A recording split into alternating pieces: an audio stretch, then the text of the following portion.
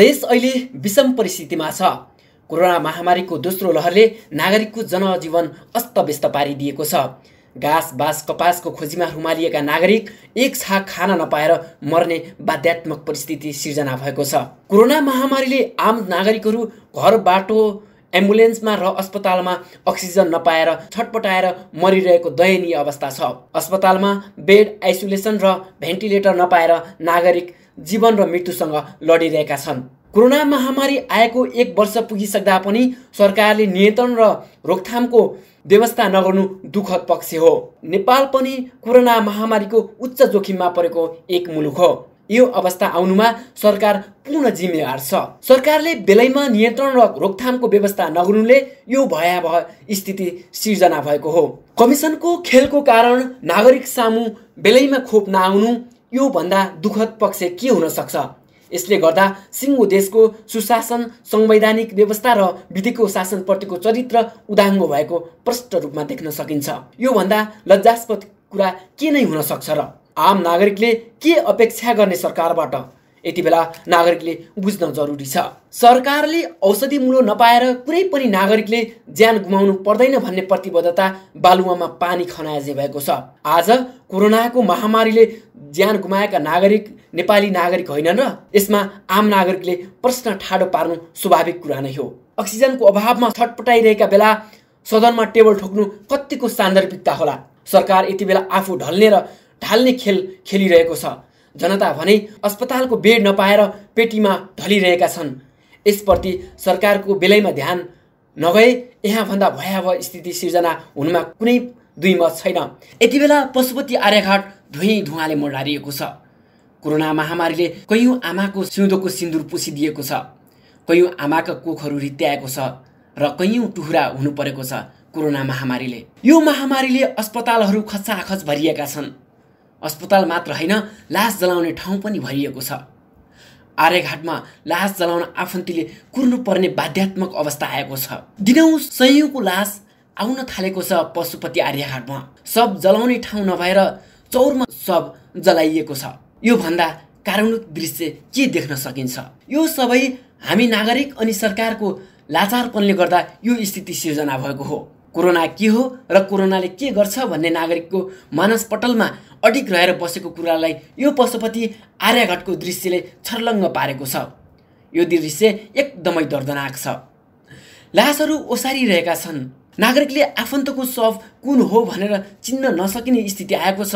नेपालमा हिन्दू परम्परा अनुसार दाह संस्कार गर्नुपर्ने शवहरू आज रियापमा बेटारेर जलाउनु पर्ने अवस्था आएको छ। कस्तो विडम्बना! आफ्नो आफन्त मर्दा नजिक गएर तिलाञ्जली दिन नपाउनु यो भन्दा वितृष्णा के हुन सक्छ? आफन्तले टाढैबाट सबलाई ठुलो हेर्नु बाहेकको विकल्प केही थिएन। त्यसैले यसप्रति सरकार, नागरिक समाज र आम नागरिक एकजुट हुनुपर्दछ। यसमा सरकारले महत्त्वपूर्ण भूमिका खेल्न जरुरी नै छ।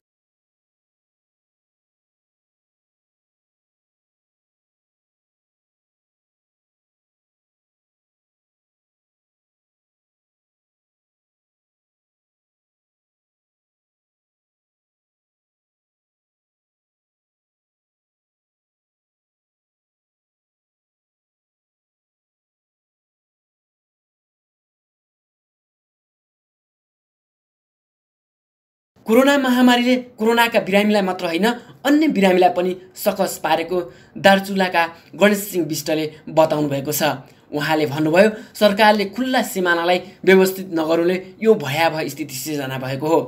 निषेधाज्ञालाई थप प्रभावकारी बनाउन लकडाउनको अवधारणा ल्याउनु पर्ने उहाँको भनाइ छ।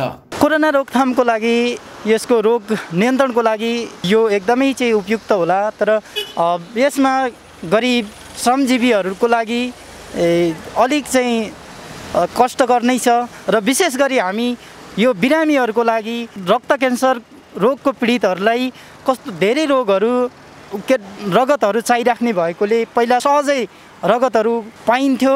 अहिले त्यो अवस्था छैन। अहिले हामीलाई ब्लड चाहियो भने पनि निकै दुःख झेल्नु परेको छ। ठाउँ ठाउँमा धेरै ठाउँ पुगेर पनि अनि ब्लड सङ्कलन गर्नको लागि भारतसँगैको खुला सिमानाको कारणले दोस्रो चरणको जसरी भारतमा त्यो विकराल अवस्था आइरहेको छ, ओपन बोर्डरलाई चाहिँ व्यवस्थित गर्न नसकेर चाहिँ यो भयावह भएको हो र यसलाई छिटै सीमा सिल गरेर राष्ट्र सेवक सुरक्षाकर्मीहरूलाई त्यहाँ राखेर र अनि चाहिँ त्यहाँबाट होल्डिङ सेन्टरको व्यवस्था गरेर त्यही कोरोना परीक्षण गरेर मात्रै भित्रिने व्यवस्था गरियो भने हाताहाती नहोस्, निषेधाज्ञालाई अझै बढी प्रभावकारी बनाओस्, खान नपाएर भोकै कसैले मर्न नपरोस् भनेर भन्न चाहन्छु। सरकारले यसको लागि चाहिँ लकडाउन नै गर्नुपर्छ। अहिले कोरोना महामारीले गर्दा आँसुको हालमा छन् नागरिक। बस्ने बास छैन, खाने घाँस छैन। बिरामीलाई उपचार गर्न समेत सकस परेको छ महामारीले गर्दा। गोजीमा 1 रुपैयाँ नभएको बेला यातायात साधनले मनपर्दो भाडा असुल्नेले सर्वसाधारणको ढाडै सेकिएको छ। पीडित दिलमाया बस्नेत रुँदै यस्तो भन्नुहुन्छ। हस्पिटलमा पनि अब नजिक जान दिँदैन, अनि भित्र बिरामी लिएर भित्र राखेल्छन्। हामीलाई 1 मिनट पनि जान दिँदैन। बाहिर एउटा कोठामा लिएर बसाल्छन्। बिरामीलाई सोध्न जान पनि पाउँदैन। ट्याक्सी भाडा पनि पाइँदैन। ट्याक्सी भाडा 1500-1600 हुन्छ। अनि ट्याक्सी पनि सित्ती ट्याक्सी पाइँदैन। पाएपछि 1000 रुपियाँ 1500 रुपियाँ उताले लिन्छ, 1000-1500 रुपियाँ यताले लिन्छ। अनि यता घरभित्र आमाहरूले कहिले सहयोग गर्नुहुन्छ, कहिले भाइहरू छन् यतातिर पढ्न आएको भाइहरूले सहयोग गर्छन्। अनि यताउता अनि खान बस्ने कोठा भाडा लगेर बसेको छु। अनि कोठा भाडा नभए कोठा भाडा नतिरेर अनि बस्न दिँदैनन्। छोराहरूले त घर खेती थियो बेचेर अनि छोराछोरीलाई माइती घरमा फाल्याएको छु। कोरोना महामारीको त्रास उस्तै छ दिलमायामा।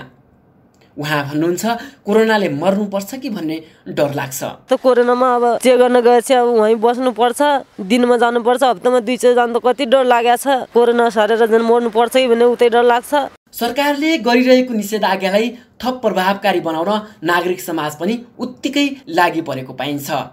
कोरोना महामारीका कारणले मृत्यु हुनेको सङ्ख्यालाई घटाउनका निमित्त सरकारले हस्पिटलमा आइसोलेसन बेड र अक्सिजनको व्यवस्था गर्नुपर्ने अन्जिला श्रेष्ठ सुझाव दिनुहुन्छ। निषेधाज्ञाप्रति स्वास्थ्यको हिसाबले भन्नुपर्दा त एकदमै राम्रो काम हो होइन। मान्छेहरू जम्मा भएर काम कुराहरू पनि गरिरहेको देख्न सकिन्छ। अझ कडा रूपले गर्दाखेरि राम्रो हुन्थ्यो। अहिलेको एकदमै मृत्युदर घटाउनको लागि त मलाई त आइसियुकै कमी कमजोरी जस्तो लाग्छ। आइसियु चाहिँ असाध्यै बढाउनु पर्ने नै जस्तो लाग्छ। हस्पिटलहरूले बेडहरू अक्सिजनहरूको एकदमै कमी भइरहेको कन्डिसन देखिएको हुनाले थप त्यसलाई प्रभावकारी बनाएर प्रोसेसमा गइहाल्दाखेरि राम्रो हुन्थ्यो कि आर्थिक सहयोग सरकारबाट पनि अझ त्यसमा भइदियो भने अझ थप प्रभावकारी हुन्थ्यो कि जस्तो मलाई लाग्छ। र लकडाउनलाई अझ कडा रूपले चलाउनको लागि इन्डियामा जस्तो हाम्रो देशमा त्यस्तो स्थिति नआओस् भन्नको लागि चाहिँ कडा रूपले जानै पर्छ। यसलाई चाहिँ अझ जोड गरोस्। हामी घर घरबाटै यो प्रोसेस चाहिँ हामीले आफ्नो दिमागी रूपले नै तयार भएर हामी चाहिँ हुन्न भनेर हिँड्नु पर्यो। किनकि सरकारले मात्रै लकडाउन गराएर हुँदैन। हामीले घर घरबाट हामी हुन्न भन्ने कुरालाई चाहिँ बुझ्नुपर्छ, आफै सतर्क हुनुपर्छ। यति बेला सरकार लगायत आम नागरिकले सोच्ने बेला आएको छ। बेलैमा नसोचे यो भन्दा भयावह स्थिति सिर्जना नहोला भन्न सकिन्न। त्यसैले सबैले आफ्नो ठाउँबाट निषेधाज्ञाको पालना गरौँ र सरकारलाई सहयोग गरौँ। हाल विश्वमा कुल सङ्क्रमित 15,48,48,473 छन् भने सङ्क्रमणबाट कुल मृत्यु हुनेको सङ्ख्या 33,21,408 र निको हुनेको कुल सङ्ख्या 13,75,43,761 रहेको छ। यो नयाँ अपडेट हो। नेपालमा पनि यो सङ्क्रमण तीव्र गतिमा फैलिएको छ। नेपालमा कुल सङ्क्रमित सङ्ख्या 4,13,111 र सङ्क्रमणबाट मृत्यु हुनेको कुल सङ्ख्या 4,084 रहेको छ भने सङ्क्रमण मुक्त भई निको हुनेको सङ्ख्या 3,12,019 छन् भने सक्रिय सङ्क्रमितको सङ्ख्या 97,008 रहेको छ।